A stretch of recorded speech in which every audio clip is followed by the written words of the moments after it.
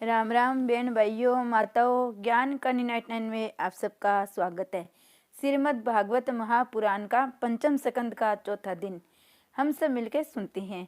तीसरे दिन हमने सुना कि भरत मुनि तपस्या में लीन थे, पर उसकी जान हिरण के बच्चे में अटक गई, तो उनको पुनः हिरण का बच्चा बन के आना पड़ा। और वही वापिस हिरण का बच्चा मोक्ष पाकर ब्राह्मण के घर जन्म हुआ, तो वहाँ पे उनको जड़ भरत जी के नाम से पुकारा गया।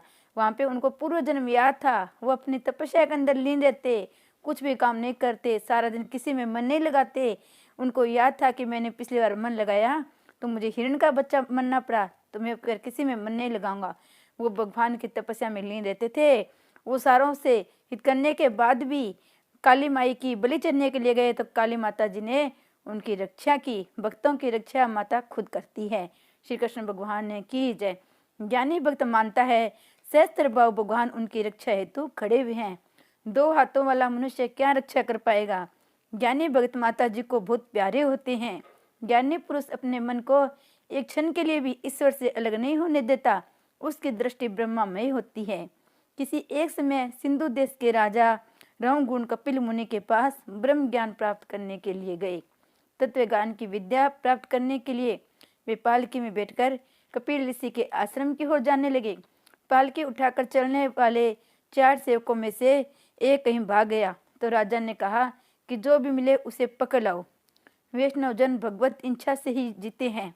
ज्ञानी पारबंध कर्म भुगतने की इच्छा से जीते हैं। ज्ञानी जन अनिच्छा से पारबंध को देखते हैं, तो वैष्णव जन इसमें भगवत इच्छा के दर्शन करते हैं। साधक के लिए स्पष्ट आज्ञा है कि 4 हाथ के आगे दृष्टि न चली जाए। दृष्टि के चंचल होने से मन भी चंचल हो जाता है। राज सेवक पालकी उठाने के लिए जड़ भरत को पकड़ाए कि तगड़ा है, अच्छा ठीक काम करेगा। उन्होंने पालकी उठाई। आज तक कई बार स्वयं ही जो पालकी में बैठे थे, वे भी आज पालकी उठा रहे थे। यही उनका पारबंध था। पारबंध भुगतना ही पड़ता है। अंतिम जन्म होने पर भी पालकी उठानी पड़ी है। ब्रजी नीचे देखते हुए चल रहे हैं कि कहीं मुझसे किसी जीव की हत्या न हो जाए। उन्हें तो प्रत्येक जीव में भगवान के दर्शन होते हैं। ब्रजी सोचते हैं, अब मेरा कुछ भी पारबंध रह गया है, मरेगा तो मेरा शरीर ही, मैं तो नारायण से मिल जाऊंगा। मुझे सावधान रहना है। असावधान रहने से काम क्रोध लोभ आदि सिर पर सवार हो जाते हैं। निर्भय बनो। निर्भयता तभी आती है जब जीव हमेशा परमात्मा के सानिध्य का संत अनुभव करता है। ब्रजी रास्ते में भी प्रभु को मनाते चलते हैं। मन को शुद्ध करने के लिए ब्रजी की आतुरता बढ़ाकर भगवान अदृश्य हो गए। भगवान के दर्शन न होने पर ब्रजी व्याकुल हो जाते हैं और रोने लगते हैं। मुझे जगत में भटकना नहीं है। नाथ, मुझे कब अपने शरण में लोगे? मेरा पारबंध कब समाप्त होगा? अब भी मुझे परमात्मा के दर्शन क्यों नहीं होते? इन विचारों से वे रोते हैं। रास्ते में चिंटी देख पड़ती तो भरतजी कूद जाते थे। ऐसा करने से पालकी के ऊपर हिंसे से राजा का सिर टकरा जाता था।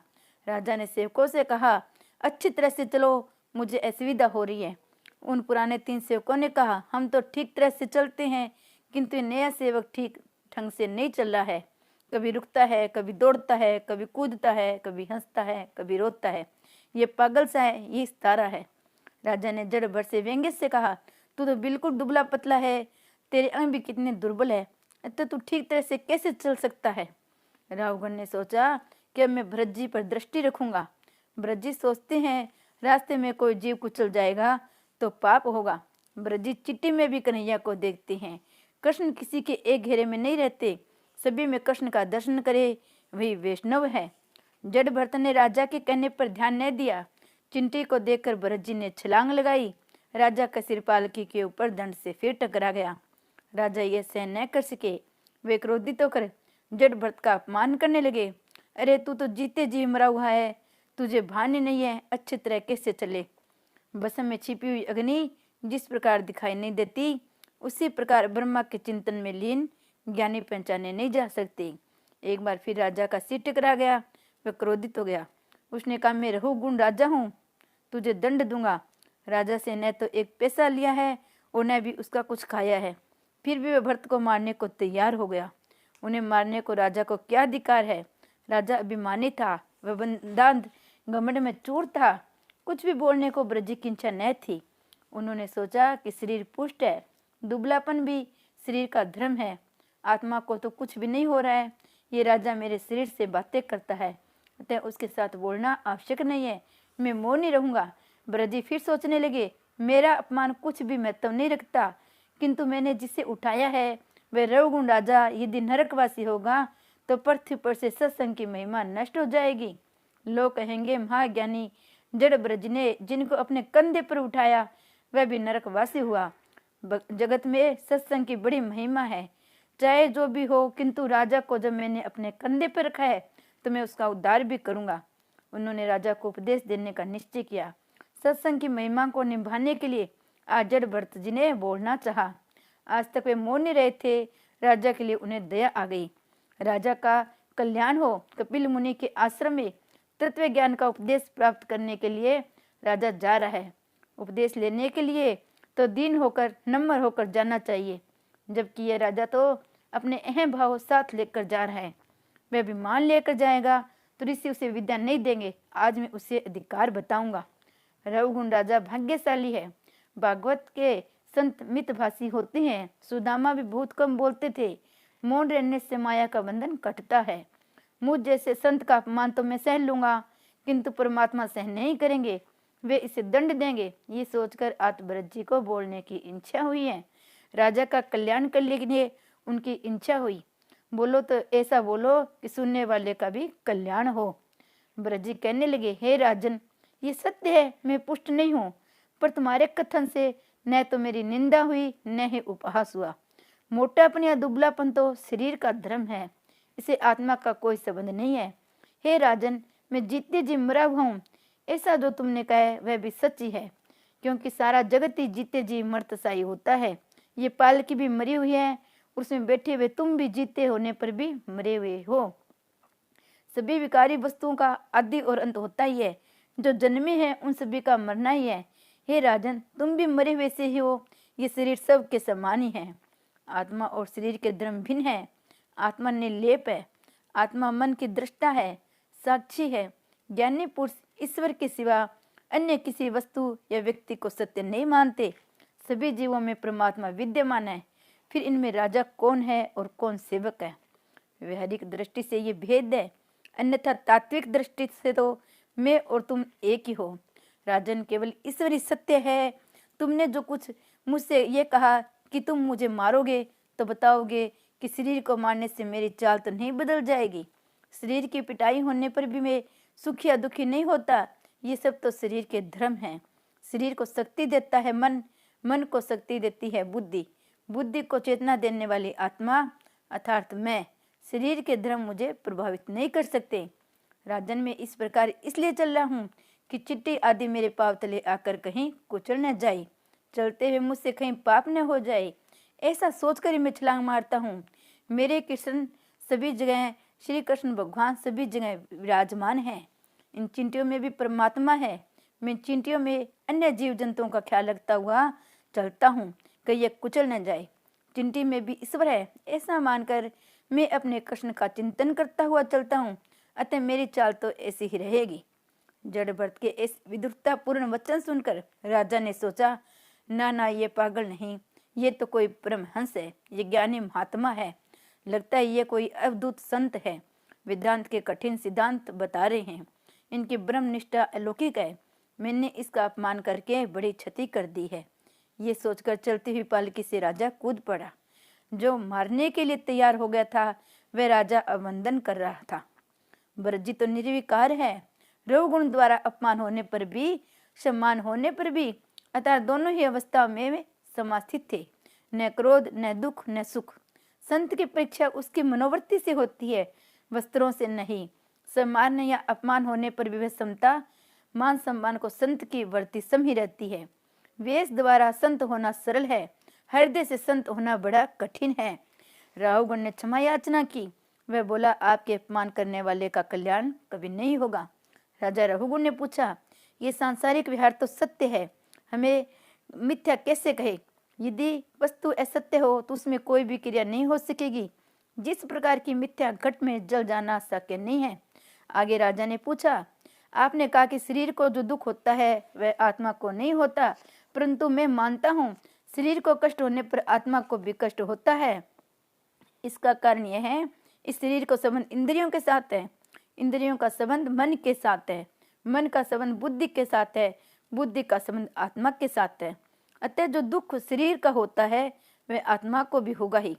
चूल्हे पर बर्तन हो, बर्तन में दूध हो, दूध में चावल हो, चूल्हे की अग्नि में पारस्परिक संबंध के कारण दूध में पड़े हुए चावल पक जाते हैं, तो शरीर को होने वाला दुख आत्मा को भी होना चाहिए। जड़ ब्रजन का राजन, ये मिथ्य है, आत्मा निर्लेप है।